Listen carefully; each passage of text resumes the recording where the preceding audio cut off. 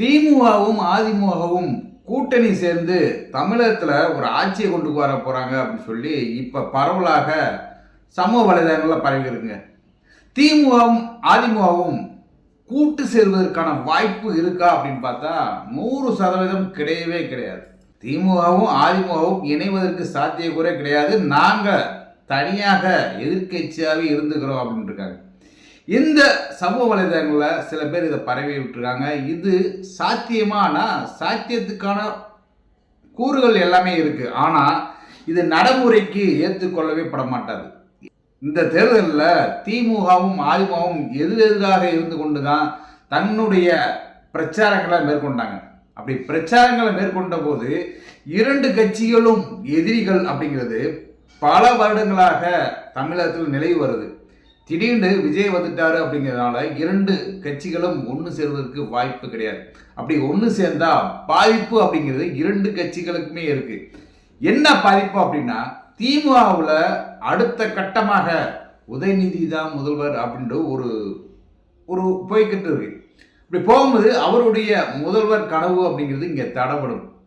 இந்த பக்கம் எடப்பாடி முதல்வர் அப்படிங்கிற விஷயமும் தடைப்படும். மக்கள் மத்தியில் இவ்வளோதானா பார்த்தீங்களா, இவ்வளோ ஆண்டுகளாக ரெண்டு பேரும் எதிரெதிராக இருந்துட்டு இன்னைக்கு அந்த பதவி ஆட்சி அப்படின்னா ஒன்று சேராங்க. பார்த்தீங்களா, இவங்களுடைய சுயரூபம் தெரிஞ்சிருச்சு.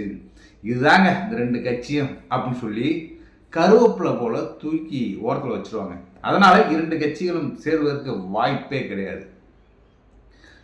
தமிழகத்தில் பெரும்பான்மையாக 108 எம்எல்ஏக்களை கொண்டு வந்துட்டார் விஜய். ஆனால் இன்னும் வரைக்கும் அவரால் ஒரு ஆட்சியில் ஒரு முதலமைச்சராக பதவி பிரமாணம் எடுக்க முடியல. தன்னுடைய பெரும்பான்மையை நிரூபிக்கிறேன், அதாவது ஒரு 5 நாளை நிரூபிக்கிறேன் அப்படின்னு சொல்லிட்டாரு. சொல்லி கவர்னர்கிட்ட போய் லெட்டரும் கொடுத்துட்டார். கவர்னர் அழைக்க வேண்டும், ஆனால் அழைக்கவில்லை. ஏன் அழைக்கவில்லை? எனக்கு பெரும்பான்மையை நிரூபி, என் முன்னாடி நீ 118 பேர் காட்டு அப்படின்ட்டு கவர்னர் சொல்கிறாரு. இங்கே இருப்பவர்கள் என்ன சொல்கிறாங்கன்னா, அதுக்கு அவசியமே கிடையாது. நான் 5 நாள் உங்களுக்கு காட்டுறேன் பெரும்பான்மையை, அதுவும் நாங்கள் சட்டசபையில் தான் காட்ட வேண்டும் அப்படின்றாங்க. முடியாது, என் முன்னாடி காட்டு அப்படின்னு சொல்லி இப்பொழுதே தமிழக வெற்றி கழகத்துக்கும் கவர்னருக்குமான மோதல் தொடர்கிறது அப்படின்னு சொல்லலாம். இந்த மோதலை உருவாக்கியது அப்படின்னு பார்த்தா மத்திய அரசு தான் சொல்லணும். பிஜேபி அரசு மூலமாக தான் இந்த ஒரு விதமான ஒரு மோதல் உருவாயிருக்கு அப்படின்னு சொல்லி ஒரு பேச்சு அடிபட்டுக்கிட்டு இருக்கு.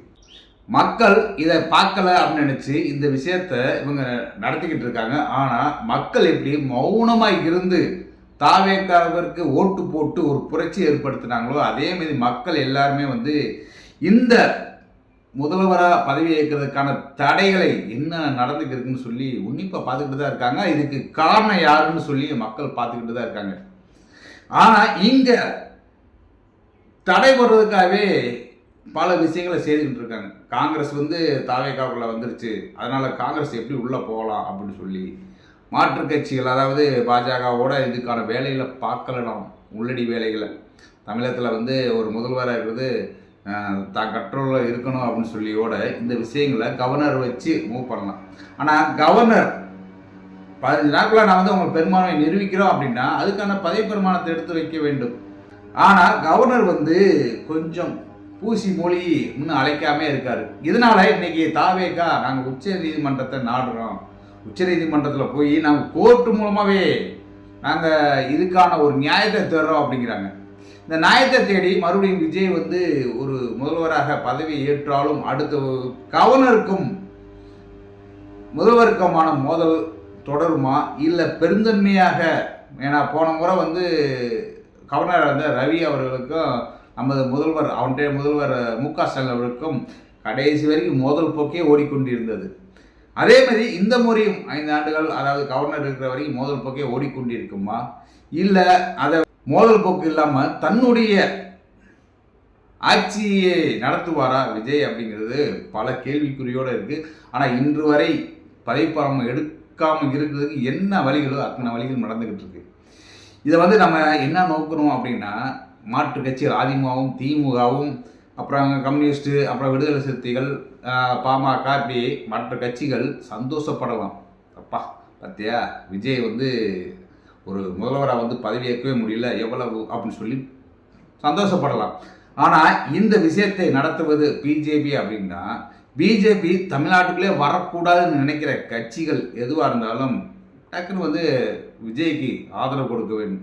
ஆதரவு கொடுத்து டக்குன்னு நாங்கள் தாவேக்காவுக்கு ஆதரவு கொடுக்குறோம், தாவேக்கா வந்து ஆட்சியில் உட்காரட்டும் அப்படின்னு சொல்லி உட்கார வச்சுட்டா பிஜேபி உள்ளே வர முடியாது. ஆனால் இங்கே எல்லோரும் சந்தோஷப்படுறாங்க, விஜயால் முதல்வராக வர முடியல, இவ்வளோ தடங்கள்ல நினச்சேங்க உன்னை லேஸில் வந்து நாங்கள் வர வச்சுருவோமா, விஜய் வந்து லேஸில் வந்துட முடியுமா நாங்கள் இல்லாமல் அப்படின்னு சொல்லி இங்கே பல கட்சிகள் மாறுதட்டி கொண்டிருந்தால் பிஜேபி சத்தமில்லாமல் உள்ள நுழைஞ்சிரும். ஆனால் இவங்க சொல்கிறது ஃபுல்லாக பேச்சுக்கு தான் போடுது. பிஜேபியில் நுழைஞ்சிரும், பிஜேபி கோட்டு போடாதீங்க, அதிகமாக கோட்டு போடாதீங்க, பிஜேபியில் நுழைஞ்சிரும் அப்படின்னு சும்மா பேச்சுக்கு தான் சொல்கிறாங்களே தவிர இந்த மாதிரி சமயங்களில் அப்பா பார்த்தியா நாம் வந்து உள்ள நுழைன்னு போகும்போது அவங்க தமிழர்கள் ஃபுல்லாக ஒன்று சேர்ந்துக்கிட்டாங்க, எல்லா கட்சிக்காரங்களும் ஒன்று சேர்ந்து நம்மளும் நுழைய விட மாட்டாங்க அப்படின்னு.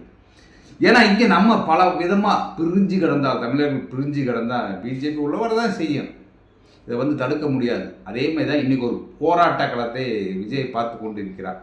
கட்சி ஆரம்பித்ததுலேருந்து அது 2 ஆண்டுகளாக அன்றிருந்து ஆளுங்கட்சி மூலம் பல போராட்டங்கள், பல பிரச்சனைகள், ஒரு பிரச்சாரத்துக்கு போனோம்னாலும் பிரச்சனைகள், இவ்வளோ பிரச்சனைகள் பார்த்து கொண்டிருந்த சமாளித்து கொண்டிருந்த விஜய் இன்னைக்கு தனக்கு வந்து பெரும்பான்மையாக ஒரு 108 எம்எல்ஏக்கள் வந்த பின்னாடியும் முதல்வராக பதவி பிரமாணம் எடுக்க முடியாமல் மறுபடியும் ஒரு போராட்ட களத்தை பார்த்துக்கிருக்கான்னு சொல்லலாம். இது எல்லா பிரச்சனையும் என்ன ஆகுன்னா, ஒரு சிலையை செதுக்குன்னா உளியை அடித்தா அடி வாங்கி தான் ஒரு சிலை செதுக்க முடியும்.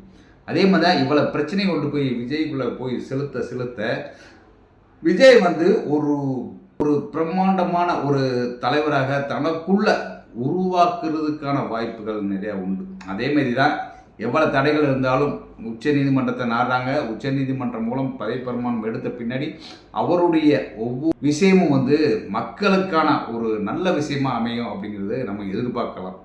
ஏன்னா இன்றைக்கி வந்து விஜய் பல பேர் வந்து விமர்சனம் பண்ணிக்கிட்டு இருக்காங்க, என்ன பண்ணிட போகிறாரு. ஆனால் விஜய் ஆட்சிக்கு வந்த பின்னாடி அவர் செய்கிற செயலை பார்த்துட்டு விமர்சனம் பண்ணாதான் உண்மையான விமர்சகர்கள். ஆனால் ஆட்சி வரதுக்கு முன்னாடியே பல விமர்சனங்கள் வைக்கிறது விமர்சனம் கிடையாது, அது வந்து தனக்குள்ளே இருக்கிற வன்மத்தை கக்குறது. இன்றைக்கி பல பேர் வன்மத்தை தான் கக்கிக்கிருக்காங்க.